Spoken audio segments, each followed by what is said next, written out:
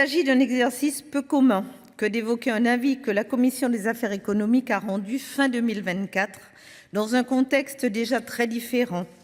Le gouvernement était alors différent et surtout la situation n'était pas la même. Déjà fin 2024, nos outre-mer étaient confrontés à une pluralité de crises appelant des réponses fortes, notamment, mais pas uniquement budgétaires. Je pense au fléau de la vie chère qui touche nos Antilles et plus généralement l'ensemble de nos territoires ultramarins. Si un accord a été trouvé en Martinique, nous savons qu'il reste tant à faire pour agir structurellement sur les prix. Je pense à l'enjeu immense de la reconstruction et du dialogue institutionnel en Nouvelle-Calédonie suite aux vastes émeutes de 2024. Je pense plus globalement à la nécessité critique d'investissement dans les équipements publics de base, comme en Guyane, et aux besoins généralisés de simplification et d'adaptation normative partout dans nos territoires.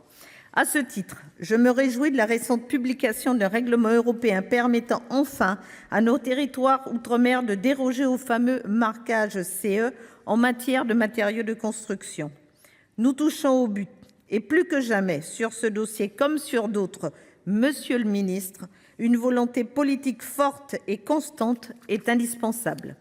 Mais au total, Monsieur le ministre, si chacun sait que la contrainte budgétaire a rarement été aussi forte et pesante, accordons-nous sur le fait que les besoins des Outre-mer ont également rarement été aussi grands. Si cette affirmation était vraie en 2024, elle l'est encore plus cruellement en 2025. Un mois après le passage d'un cyclone ayant dévasté Mayotte, département dans lequel les défis étaient déjà énormes. Au moment d'entamer la discussion des crédits de la mission Outre-mer, je pense à nos compatriotes mahorais et attends du gouvernement qu'il soit à la hauteur des enjeux immenses entourant la reconstruction rapide de l'île. Et chacun sait que la reconstruction n'est qu'un des enjeux de Mayotte. Pour en mener à bien cette reconstruction, différents leviers devront être actionnés. Le levier de la simplification et de l'adaptation des normes.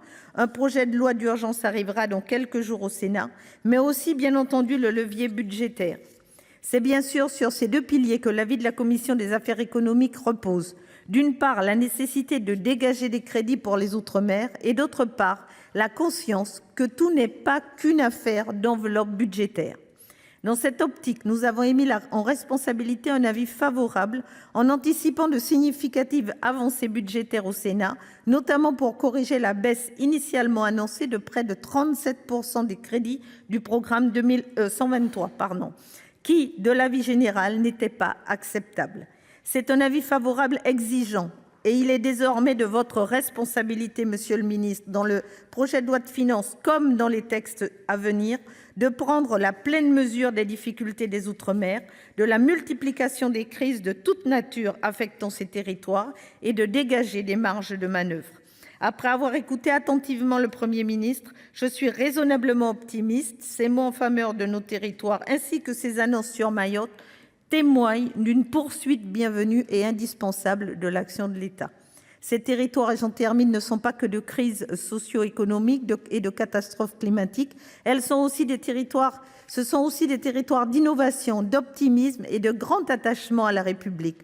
Dans cette perspective, Monsieur le ministre, tâchons d'agir vigoureusement sur les problèmes et d'encourager assurément le dynamisme et les initiatives de nos Outre-mer. Je vous remercie. Merci, Madame la rapporteure.